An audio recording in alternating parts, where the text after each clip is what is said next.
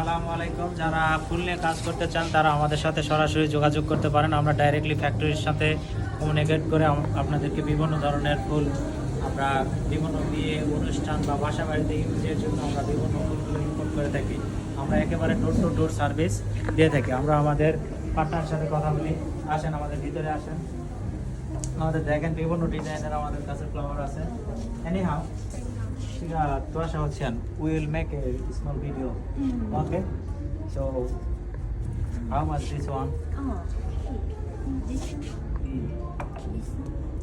Only 13 yuan. Yeah. So, can you show me the packaging? How can you will make the package? Yeah. Different. White roses, only 10 yuan. বের করে এরকম হাতে ও lehenga 2 piece 10 yuan. Yeah. This only 1 piece 10 yuan.